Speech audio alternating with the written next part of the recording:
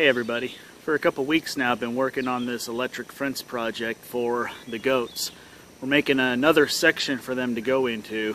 They've already cleared out the one that we set up a few weeks ago, and now we need to give them somewhere else to go. Matter of fact, we had to take Mama Goat out of the other one because she was eating through it so fast, and more importantly, the babies were still nursing off of her. She just refuses to wean them, and so they were drinking up all of our milk. We were going out at the end of the day and literally getting 2 squirts of milk out of the goat, and that was it.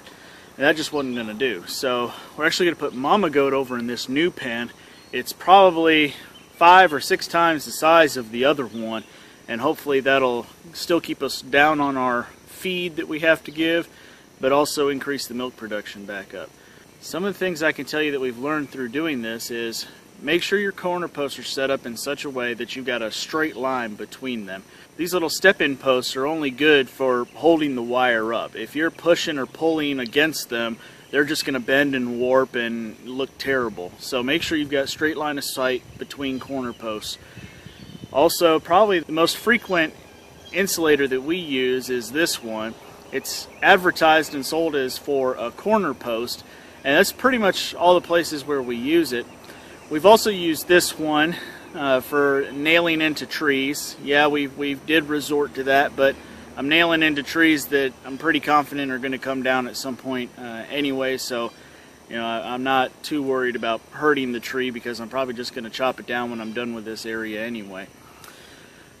We've also used T-post connectors like this, and the interesting thing is you can actually do it backwards on a T-post as well, and it seems to hold snug enough for us anyway.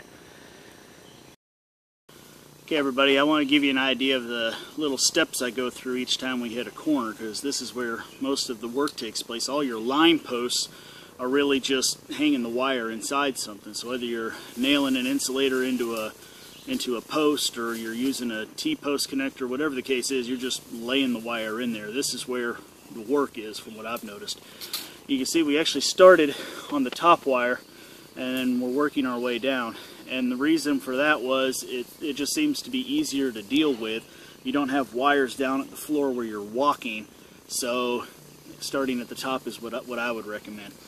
Now before we started going, I clipped off a big section of wire, and that's what we're going to use to attach to this so that I don't have to interrupt the wire that's actually the hot wire that's actually going around the perimeter. So I'm just going to measure off about how much I need, which is right about like that. I'm going to snip that wire off.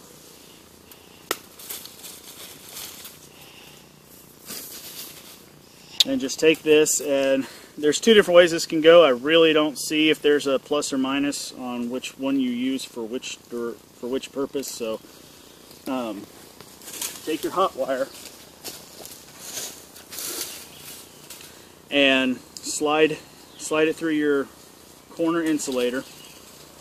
Then take the section wire that you cut off for connecting it to the post and slide it through the other groove, and you end up with that.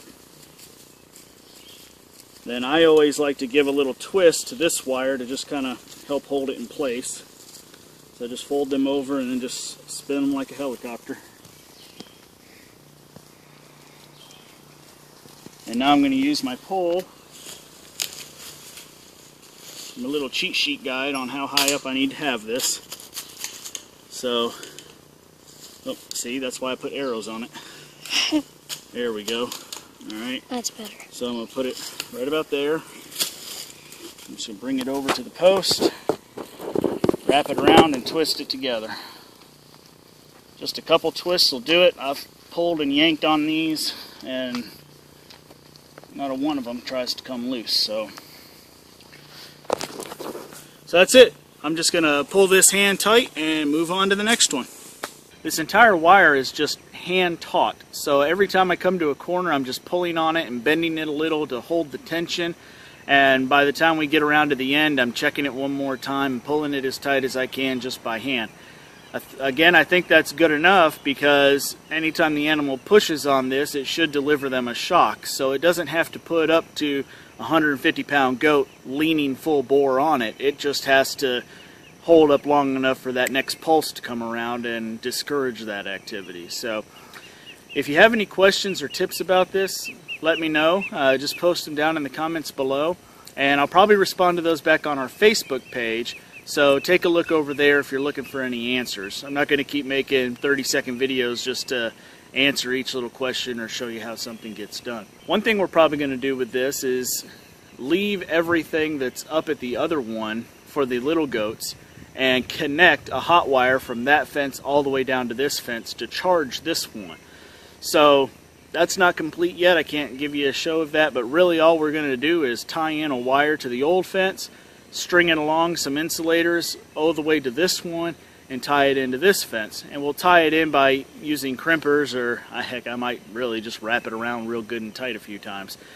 So anyway, thank you all for watching, and have a great day. That's one happy goat. She has got all of this to start going through. And it goes back through the woods there.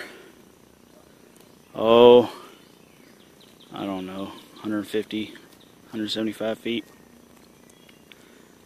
This will take her a lot longer.